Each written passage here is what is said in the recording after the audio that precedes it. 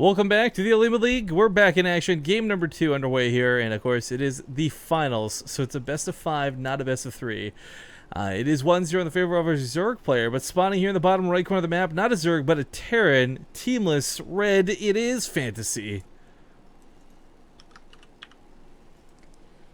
Never left as the blue Zerg. It's Samsung Galaxy's Armani. Yeah, one of these weeks we gotta ask him what's up with this clan. Like, I always look at it and I'm like, yeah, it's good. Like the K-pop girl, it's not Samsung. Like, what is? Tim. I'm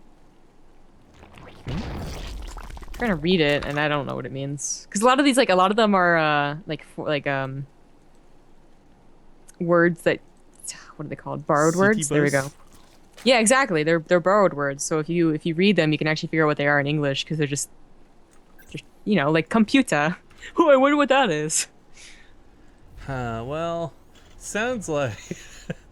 All right, so Fantasy not going for like a 2-racks or anything this game. Again, we're kind of like I'm waiting for a 2-racks out of this guy at some point, or like an 11-racks or a Reaper or something. But damn you, Fantasy, for playing standard most games. Yeah, damn you. Yeah, no, I actually would expect that as well. Maybe trying to get away from it a little bit. I don't know. There was a joke in a LR thread. I don't remember who said it, but they're like, fantasy going the ways, like, as soon as you leave SKT, get a little, better. Like, Journey, Sorry, a little bit. Left SKT, and suddenly they're actually looking pretty good in tournaments. Yeah, but at the same time, it's 4 in tournaments, am I right? Hey, it's a good point. There's second-class IEMs and whatnot. Yeah, we have to face other Kespa players. Oh, right. That's cool. Make jokes about DreamHack, especially with that sick roster we just saw. But Fantasy pulls off of gas here, actually, with just enough to go for that reaction. Whoa. This is weird. I mean, yeah, there's really not a lot of Terran builds that encompass pulling off a gas. Like, you'll see Zerg players, you'll see Protoss players do it, but, like, rare is it that you'll see Terran. But it says to put it back on, so just gets that little bit of extra, like the extra 10 seconds, whatever, from that additional mining to get the command center down a little bit sooner. He really wanted the Overlord. He was like, I don't want to Reaper, I want the Overlord. I mean, this is for this thing every game. Like, he always goes for the Overlords. He's always getting these kills. It's kind of funny, though, because we look, again, comparing the series, I say, versus True versus Armani.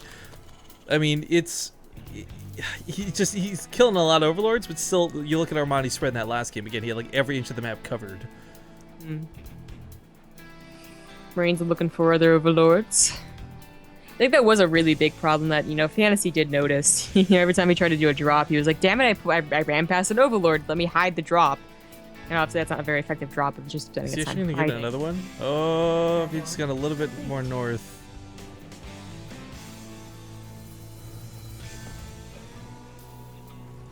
Okay, so Fantasy, I mean, I'm wondering what happens to you, because I mean, you play the standard of standard versus Armani, and it gets to a point in the game where your builds don't really matter so much as your compositions. You're both sitting there with 4 base economy. You're sitting there with your production at the wazoo, and it's about just making the right units to fight one another. Positioning kind of comes secondary to that, I feel, when it's TVZ specifically, because I mean, what good are a million Marauders if there's like 4 Mutalisks in play and you've got no Marines? Kind of something we witnessed a little bit of closer to the end of that game, but it wasn't really the Mutas that won that outright. It was just the overwhelming Ultras, the Banelings, and what have you. I'd say the bases. So the bases too, yeah. So the bases, because of the Overlord spread. So the Overlord spread is really what won him that game. That's how logic works. Thank you. Excuse you. Yeah. Anyways, but seriously, it was a pretty big deal. Now, Can he really have that same Overlord spread? I mean, it seems like it's so funny to think of it, like almost like a hard counter to someone is good at dropping, and really, dropping has fallen out of favor. There was a time where MMA and Wings Liberty, that was what he did, was he dropped everywhere. People stopped going mutas because they were changing into infestors, so he was just everywhere at once trying to abuse that. The fact that people rely so heavily on mutas in Heart of the Swarm, and just, I guess, like, how much to be getting better at this game and how the engagements work out. It's not like a Marine tank, it's Marine Widow Mine. Drops just, maybe once in a blue moon to get them out of position, but not really to do a lot of damage. Fantasy, still trying to do a lot of damage with them. I mean, we saw against True it worked out, but only because True didn't get mutas. Well, the Overlord spread is, as you've described, something that will catch a lot of these medevacs should they move out. But Hellions, how much can these do? I mean, there's 2 queens and a spine crawler. There's such a long pause. It was kind of like I didn't like. What do you describe this as? Right? Like this normally is good. It cleans up creep, great. But I mean, he's not getting into this natural anytime soon. Even if these medevacs distract, well, I mean that's the thing. Like whether he's distracted on one end or not, it's the spine crawler. You see this out this early is abnormal, but it's going to be perfect. So Armani, you know, he's going for a fast muta build. This is where True had died, this exact same build. Not going to be the case for him here. The Marines do drop at the natural, and there's no Lings here. I guess the Lings got cleaned up because the Marines found a really good position. The drones are immediately pulled, though. Yeah, so not really losing whoa, but he the pulls back the spine crawler, too. Ooh, oh, the Hellions get in now. Oh, the Hellions going to go to the main. Yeah, while this is going on. Whoa, are we going to see more transfuses? No, the Queen does get shredded here. Spine crawler does live, but losing the medevac really sucks. That's kind of the thing you want to keep alive most in this drop. The Lings are going to clean up the Hellions, and this is not going to be that devastating. That could have gone a million times worse, and I think in someone other than Armani's hands it would have, but great control out of Armani. Not a moment of panic there for him. Lost 4 workers, 2 queens. Armani does come out worse, actually, on the units lost. And, of course, that Viking, necessary, but won't last nearly as long, I'm guessing. Yeah, I mean, the mutas are already coming out. It's 2 base mutas. It's... we didn't really draw attention to this. No 3rd base down just yet, but this is so good at shutting down things like what we saw. If there's earlier Hellbat aggression for whatever reason. I mean, Fantasy, did he see this? Oh, these things we can get in, but he did see the Spire, okay. So he's got an idea that mutas are coming out fast. Because the turret's a little bit delayed, I guess. Yeah. No, they're going to be pretty perfectly timed, especially if they have to deal with the Viking first. I'd be really disappointed if the Viking did not get cleaned up. I mean, the Viking stayed alive long after Armani had mutas in that last game, too. So, yeah. The Viking's going to just stay alive. Pretty much, I guess it's just unscouted because it also hasn't found anything to kill to set that alert off like, oh, our units are under attack. Interesting. A very good Viking for Fantasy, I guess. I like this, Widowmine's in a cool position. Yeah. I mean, there's never going to be an overseer out this quick. I mean, that's the thing. Like, you're spending all your gas and all your minerals into every single Mutalisk, so wouldn't see that coming unless you pay super-duper attention. You can always do that last-second swerve around, but Missile Turret covers production. Missile Turret covers mining. Really nice defense setup here out of Fantasy. Yeah. Not just pretty good, but, like, really nice. Only loses an SCV, I think, for that. Well, he will actually get a kill out of the Viking. This thing that should have been picked off so long ago by the mutas. Armani has lost more doing this opener than Fantasy has. Just now lost a muta. He also lost out on, you know, well-timed baneling speed. He does start it immediately after the Bane Nest does finish, though. It doesn't dilly-dally, so it should be out just in time for Fantasy's push whenever that does come. Fantasy, you know, I wouldn't be worried if you don't see so many professional Terrans not complete this wall off after lifting their 3rd. Could he just do it? Yeah, I mean, well, you're going to need more depots at some point anyways for supply, but... Yeah, you would think so. I think you just say you'd find places to put them. That's what I really like about Flash, too, actually, is that he finds places to put down his supply depots, so he'll wall off things that you just normally wouldn't have. Like, Okay, this Viking, I think, is being piloted by Huck's probes. He's just, like, got the ninja tactics to sneak around everything and still manage to get work done. He has cleaned up all of the overloads as scout drops. Well, there's more overlords coming out, so...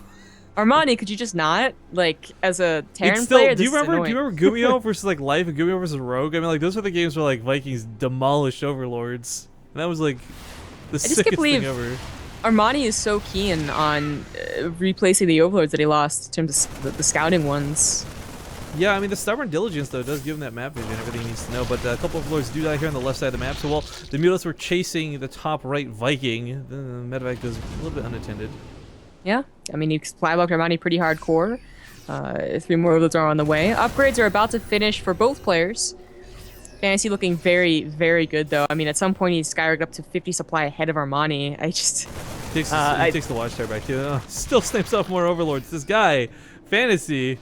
The opener for Armani just does not seem to do what it needed to make up for the fact that, you know, of course, the 3rd was delayed, and, well, yeah, the 3rd was delayed. That was the biggest deal, the drone count. Still low Fantasy. 63 to 70 is realizing that now and trying to do something, but the mutas have been unable. Oh no, oh no. There's at least 1 or 2. Oh, maybe 3. Oh, actually, this might get really bad here. 3 do go down, but again, this kind of signals, oh, the Mutalisks are over here. Well, then I can freely push here in the middle of the map unopposed. And I mean, unless there's like 50 plus banelings waiting for him, there's not a lot that's going to stop this army that's pushing. Because remember, there's banelings with this, or sorry, Widowmines with this, and the supply differences you pointed out, just absurd. Yeah. Really absurd. I can't imagine. He's actually got double the army right supply, here. 54 to 107. Ow. We thought Armani defended so well against that, but I guess he just took damage in other ways, you know, without the droning, without the third going down. He just could not keep up into the mid game, and this really is looking like Fantasy's game. I mean, hate to call it so early, but with a 60 supply lead. Well, this engagement, I mean, if you take it on creep, if you can get that sick hit with the banelings on the Marines, I mean, there are instances where even though the medevacs are here, we've seen players like kind of just, I don't know, fuddle their way to a quick loss. Could still happen. Yeah, Fantasy that's what I'm saying, maxing out with drilling claws and Thors, though. I mean, yeah, that's the thing. Fantasy's in such a good spot. It's his game to lose. Is the best way to phrase that. Because I mean, he could still lose this. Is the thing. But to make that happen, it's going to take more than good control out of Armani. It's going to take mistakes out of Fantasy. Yeah. And with the Thors and Marauders being added in, it's not even like, even if he does make a mistake and he loses all of his Marines to Banelings, it still won't be an even trade. So Fantasy will have to do, like, you know, 3 big engagement mistakes to actually bring Armani back up into here. Armani does sort of take this base over here, but of course the tree spread has been taken, you know, taking so long to get over there. The force just gets canceled. He's wasting time picking off like one drop. One of mine's gonna get sick hits on these whoops. Banelings. Oh, my whoops. god! 16, 5, and 0. Oh, he kills like every, oh, well, not every, but almost every Baneling. That was insane. Saw Armani go like, oh, I should just pull these back, and then Right? realizing, oh, they should not have pulled those back. It almost would have been better if he kept going forward too, because he would have at least taken out the Widowmines for his troubles, right? Yeah. Overlord's being killed on the left side again. Armani has lost so many Overlords this game. 17 dead at this point. Thor now on the front line. The Mutalisks are not so scary, but there's a lot of Banelings waiting. However, again, I have to bring attention to the army supply. It's half that of Fantasy's. Widowmines are rearmed. Has to be very careful about how he takes his engagement. They both go off on Lings. Thor goes down. I think he could have kept it alive if he'd done the pickup with the medevac, but it's such a subtle thing at this point because, again, he's got a massive supply lead in every respect. 70 workers is like whatever, but he's also got upgrades now. 2-1 versus 1-2. A little bit awkward, actually, to see that be the case for both players here, but as he's just sticking small amounts of units forward, he's like waiting for Armani to waste Banelings. I mean, he's happy to give those away because he's got like 50 more Marines behind it. I mean, Armani, cool point worth noting, he had, past tense, a lot of changelings with the army, so he had a pretty good idea what was going on, but knowledge, well, usually is power, doesn't make up for supply deficits. We're sending the wrong messages here. Yeah, the other thing is that Fantasy's just not been scared on his other side of the map, so if Armani was somehow getting counterattacks in here, it'd be really great for him, but of course he can't waste Banelings on a counterattack or Lings on a counterattack. He could maybe send his mutas over there, but they're not really that high to even make Fantasy afraid. And he's on 4 bases. He could go up to 5. This drop is unnecessary, but he's gonna go for it. Oh, what am I on those Mutalisks? Now they're way too low to engage anything. Even that drop would just absolutely annihilate them. But the Banelings rolling once again, and on a choke. This ramp is the one thing playing in the favor of Armani, but barely if that. Drop of the third does begin, and this is the end. GG. Game number 2. We'll go to Fantasy, tying up the